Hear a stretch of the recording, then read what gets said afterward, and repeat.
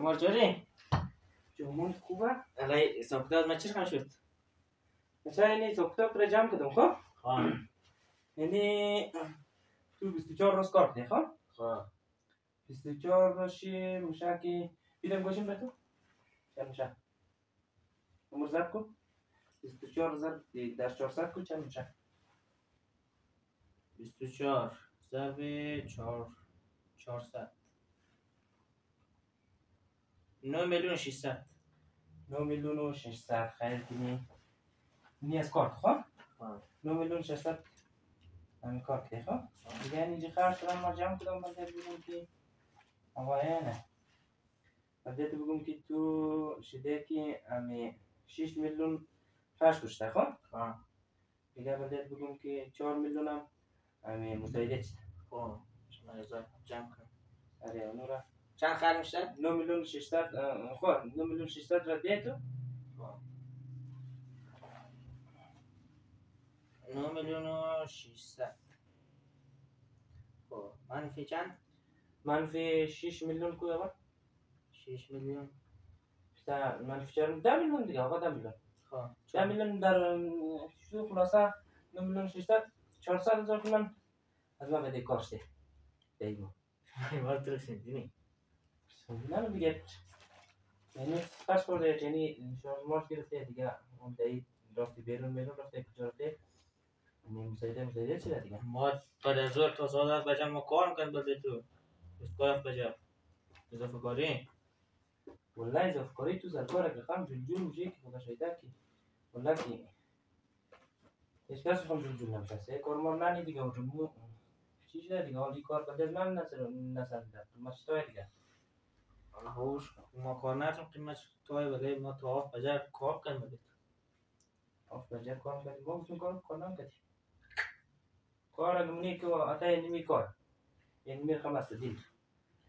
یعنی می وضعیت ایران خرابه یعنی کارا بلده من نمیذاره دیگه یعنی می هم خرج بود کنی خیلی مرد که دیگه دیگه نه وش قبوله دیگه ما الان خانه آتای اینجا منتظر از ما که بهش بچه پیسه میسه را یک نه یعنی ما از خرج بده کارم دون دیگه نمیشه خرج هیچ خبر ندارم دیگه ویش کرده دیتونم شکونه همون 400,000 تومان از من کار کنی از اون برو کجای دیگه خیر و مهربان ما گو کار دیگه پیدا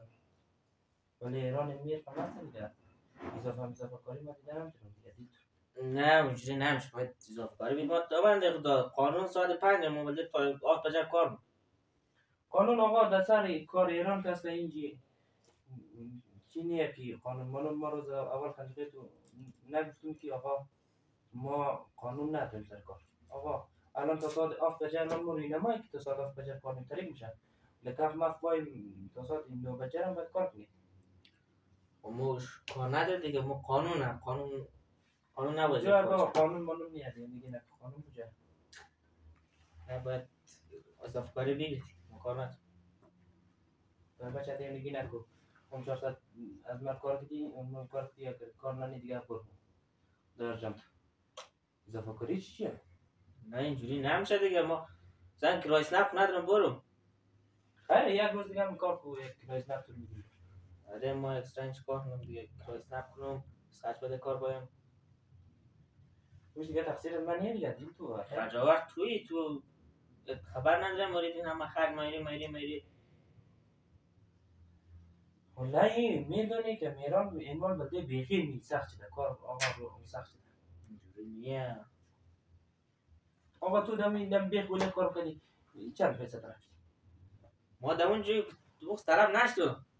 ولی نه دیگه یک سمت نامید نبود